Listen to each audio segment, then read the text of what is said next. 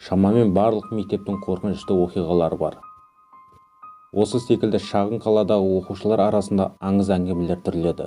Әр айдың 15-інде түнгі уақытта мектептің ішінде тылсым жағдайлар болады деседі.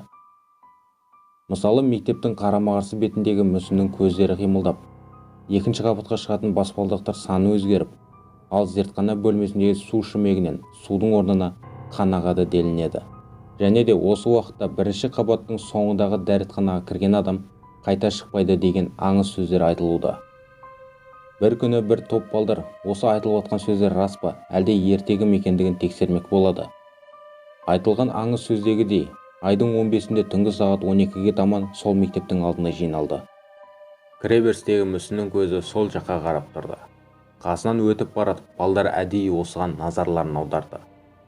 Тағы да бірнеше минут күтіп, мүсіннің көздері мүлдем қимылдамай тұрғанына көз жеткізеді. Бұның бәрі ертегі. Балдардың бірі тіл қатты. Қанекей тағы да қарап көрейік. Олар мектепке кіріп, баспалдақтың қасына жақындайды. 1, 2, түбі 13 қадамды баспалдақ. Дұрыс, мектептің барлық баспалдақтардың саны 13 болатын. Келесі кезекте топ балдар зертхана бөлмесіндегі шүмекті ашқанда, су сарылдап аға жөнелді. Бекері келдік. Балдардың қорқынышы ақырындап сейіле бастады. Сондықтан ешқандай үмітсіз бірінші қабаттағы дәретхананы зерттеуге жол тартады. Шындығы, дәретхананың қасына келгенде олардың қызуы ақырындап басылып қалды. Енді сенбейміз, қорықпаймыз дегенімен барлығы ішке кіруден аяқ тартып тұрды. Ақыры араларынан Джек есімді бір бала ештеңеден қорықпайтынын айтып, дәретханаға кіріп кетеді. Қалған достары сол сәтте сағаттарына қарағанда түнгі 1 болып тұрды. 1 минуттан соң Джек қайта шықты. Ештеңе жоқ, бұның бәрі ертегі, деп тіл қатады.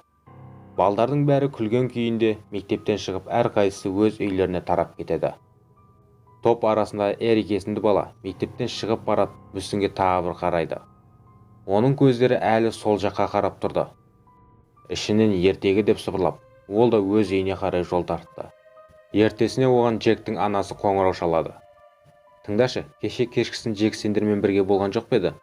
Ол әлі үйге келген жоқ. Балдар бірдеңенің дұрыс емес екендігін түсініп, кеше кешкісін болған жағдайды айтып беруді жөн көреді.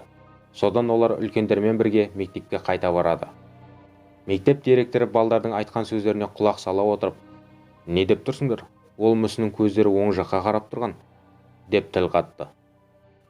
Қалай сонда, біз кеше кешкісін аңғарып қарағанымызда көздер сол жаққа қарап тұрған болатын. Мектептің алдына барып, тағы тексергенде шынымен көздер оң жаққа қарап тұрды. Бірақ әлі баспалдақтар бар ғой, деген сөзімен балдар мектептің ішіне қарай жүгіріп кетті. 1, 2, 3, түбі 12 қадам. Мектеп директоры, бұл баспалдақта бұрыннан 12 қадам болатын. Басқаларына қарағанда осы баспалдақ 1 қадамға кем. Сәулетшілер жобалаудан қателескен болатын. Бұның 13 қадам болуы мүмкін емес. Балдардың біріне зертханадағы су шүмегі есіне түсіп кетеді. Барлығы зертханаға кіріп, су шүмегіне назар аударғанда, раковина түбіне қатып қалған қызыл сұйықтықты байқайды. Бірақ Джек кеше бірінші қабаттың соңындағы дәретханаға кірген болатын. Барлығы қорыққаннан шошып кетті. Кеттік, тездетіп барып көрейік. Директор істің тым күрделі болып баратқанын сезінгендей болды. Есікті ашып, бірінші көргендері ұсқынсыздалып кеткен Джектің денесі. Көздері тым қатты ашылып, қорқыныш қатып қалған. Мойны боздалған. Бойындағы қанның бәрі ағып кеткендігі соншалық денесі бозарып кеткен. Джектің анасы бір айқайлап, есінен танып құлап түседі.